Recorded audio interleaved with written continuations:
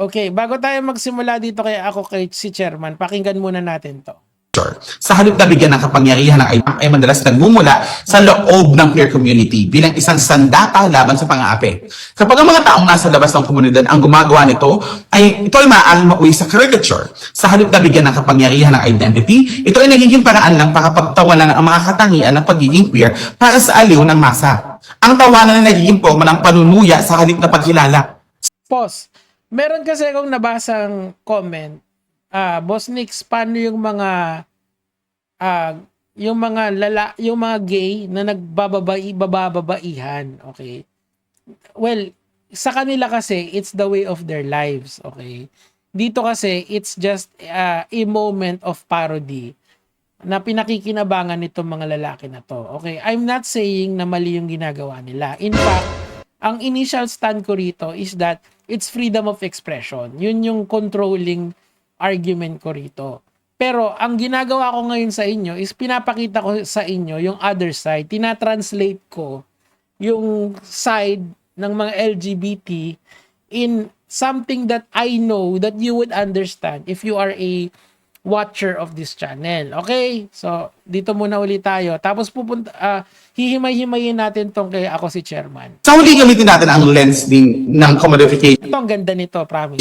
of identity. Sa ating digital na ekonomiya, ang pagiging relatable ay isang produkto na pwedeng pagkakitaan.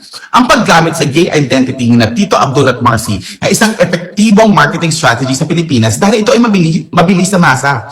Pero ang mapait na realidad ay ang tinatawag nating identity tourism. Ang content creators na ito ay nakikinabang sa mga benefits at clout mula sa queer aesthetic na hindi naman nila kailangang danasin ang tunay na diskriminasyon o stigma na nararanasan ng mga tunay na miyembro ng LGBTQ community. Pause. Okay. Bibigyan ko kayo ng isa pang example nitong identity tourism na to. Yung mga Pilipino na nagsasabi ng N-word, di ba? My N-word, ganun sila. Pero hindi nila alam yung root ng salitang yon. Why? Ang mga Black Americans, kapag ka African Americans, kapag ka sinabi mo yon is magagalit sila.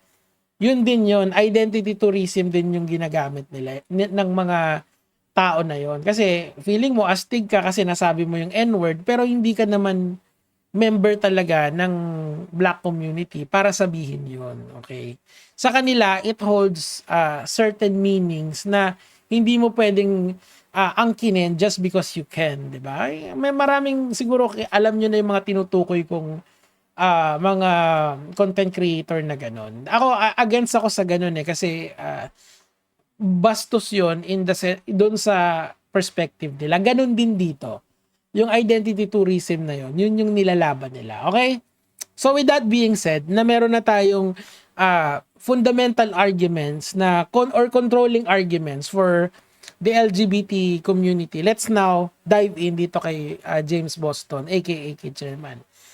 Pag yung ibang members ng LGBTQ, okay, doon pa lang mali na. Ito pa lang kasi dapat LGBT lang. Hindi na kailangang lagyan ng additional na salita. Kasi ito, you are in the realms of ad hominem pagka ganyan. Hindi mo, first sentence pa lang, gusto mo na agad sirain yung, hindi yung argumento, yung community. You're attacking the community, not the argument. The argument here is bakit yung alleged hypocrisy, yun yung dinidebunk mo rito Bakit kayo pwede pag kami hindi? That's the main thesis ng argumento niya So you have to lay it down correctly, okay? Hindi ko nilalahat, okay? So may qualifier. Kapag yung ibang miyembro ng LGBT ginawang katatawanan or ginaya yung pilay, mga sakit, inokra yung kagwapuhan, hindi kagandahan, even the Lord, parang materials kapag matawa, funny ang tawag. Okay, so break it down natin yan. Okay, kapag ka ng okray ang isang LGBTQ member sa isang tao, pwede siyang magdemanda. May libel laws kasi. Halimbawa, si Jessica Soho. Si Jessica Soho, nung araw ay sinabihan siya ng hindi magagandang jokes ni Vice Ganda. Si Vice Ganda ay member ng LGBT. Okay? Yung mga sinabi ni Vice Ganda can be construed as libelous statement. Defamatory naman talaga yun So may batas that protects Jessica Soho, libel, o tanggalin natin yung pagkabading ni Vice Ganda. Yung ano bang pangalan nun? Si Jose Visiral lang yung nagsabi nun. O, pwede pa rin ba siyang kasuhan ni Vice Ganda? Yes.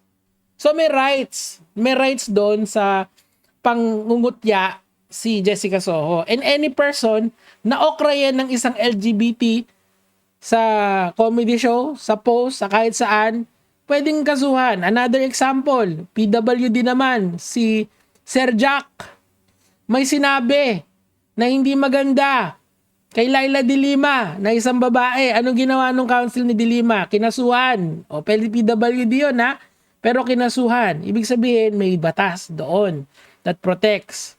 Okay, another example, yung sabi niya dito, yung pagka nag-mock ka ng may nakapansanan, may Magna Carta for PWD. Yung Art for, yung si Lord naman, ginawang material funny, ginawang katatawanan. Di ba si Pura Luca Vega, kinasuhan? Again, may batas na naman na poprotekta sa kanila. Ilagay natin naman sa perspective ng LGBT. Meron bang batas na kapag ginaya mo si Tito Mars ay pwede kang kasuhan? Or yung kunyari, yung ginagawa ng LGBT, kasi alam naman natin na yung homosexual relationships ay nag-e-exist sa LGBTQ relationship. Pag ginaya mo yun, may pwede bang magkaso sa kanila? Hindi ba wala? Nakikita niyo yung disparity na pinagdadaanan nila. Again, I am just trying to explain sa inyo yung side nila nito. Kasi I understand. That's why I would like to argue with them. Kasi I understand them. Let's argue in good faith tungkol dito. Pwede naman. Ikaw, James Boston, kung gusto mo, akyat ka, pwede. 'Di ba? So, gets niyo yung point niya rito. He is equating yung mga separate events as parang connect-connect. Hindi ganun yan. Kasi pag tinignan mo isa-isa yan, lahat yan may pananagutan ang bawat isa. Di ba si Pura Luca nakulong, namagshatan siya? Totoo yun. Pwede nyong hanapin yun sa Google na nakasuhan siya. Kasi nga, allegedly, minak niya daw yung religion ng mga Katoliko. So, nagsampa yung mga Katoliko. Dito, yung mga LGBT ba pwede magsampa ng kaso sa kanila kasi ginagaya yung community nila? Some of them feel discriminated about this. Yung ginawa ni Pura Luca, lahat ba ng Katoliko is na lahat as in 100% lahat doon na lahat yon ay na feel offended? Siyempre hindi. Siguro 99.9 na offend pero may 1% pa, may 0.1% na hindi. Pero nakasuhan pa rin siya. Gets nyo? Dito kasi walang rekurso yung mga LGBT. Kung hindi magalit na lang, yun na lang yung meron sila, tatanggalin mo pa. Pero ako, yes, magalit ka, pag-usapan natin, tara. Pero yung mga hinayupak ayaw di ba? Hindi kayo yung mga hinayupak na DDS, i-qualify ko lang yon kasi may mga DDS talaga na bawal akong makipag-usap ng argumentation sa ganito, 'di ba? Pero kapag mga straight guy yung gumawa ng bakla-baklaan, ang tawag unfair kasi wala naman batas na sasaway sa kanila. Sa kanila nafi-feel nila na unfair naman tong mga tao na to na nakikinabang sila dun sa gay aesthetics, identity tourism, pero wala silang binabalik dun sa community. Si Vice Ganda, malaki yung naibalik dun sa community. Wag na si Vice, si Aura na lang. 'Di ba? Sinasakyan niya yung LeBron James meme niya. Pinagtatawanan siya ng buong community. Pero sinusuportahan siya ng community nila kasi ganun Ganun sila May ano sila Isang package sila dun Pag kayo gagawa okay lang, pag sa inyo bawal. Hindi nga siya bawal, okay? Ano ba ibig sabihin ng bawal? May batas na nagsasabi ng isang action ay bawal. May batas ba na nagbabawal magbakla-baklaan? Di ba wala? Pero yung ginawa ni Pura Luca, allegedly meron daw. That's the inequity of this society na hindi natin nakikita. Ako nakikita ko 'yon. Bakit ina-argue ko to for them? Kasi I wanna beat them in the argumentation in good faith. Di ba? Laban tayo. Yan, sige ba? Ayaw niyang lumaban eh. Ano gagawin ko? Siguro eto na lang si Dexy Bebe kasi I believe mas matalino pa sa amin to. Pero ang galing niya. Oh. Unahin nyo munang pagsabihan yung karamihan sa hanay nyo na magpagtawa sa walang iniinsultong ibang tao bago nyo pagsabihan ng iba. Okay, unahin nyo muna pagsabihan yung karamihan sa hanay nyo. Sino ba yung mga yan? Sir James. Kasi yung ganito kasi, sa tingin ko naman may punto ka rito. Mas maganda pag-usapan natin, mag-panel discussion tayo dito sa channel ko para kumita naman ako, syempre. Ayaw nyo gawin kayong katatawanan pero karamihan sa inyo kailangan pang okrayin at pagtawa. Kasi nga kunyari si Vice Ganda, inokray ka. May sinabi siyang hindi ka aya-aya sa'yo. Pwede mo kasuhan si Vice Ganda. Nothing is stopping you from doing that. Kung na-feel offend ka, miski nga na-annoy ka eh. Pwede na eh. Di ba? Kung na-annoy ka ng several times, pwede, kasuhan mo. Ang point dito mga lods, dito, walang... Kay Pura Luka, doon muna natin tignan. Kay Pura Luka, religious freedom. Yun daw yung nalabag niya, yung parody daw mali. Pero eto, wala naman nagbabawal sa kanila eh. Ang may nagagalit sa kanila yung community. Ang request na nga lang nila give back eh sa community. Ay, masali kayo sa LGBTQ sa LGBTQ parade.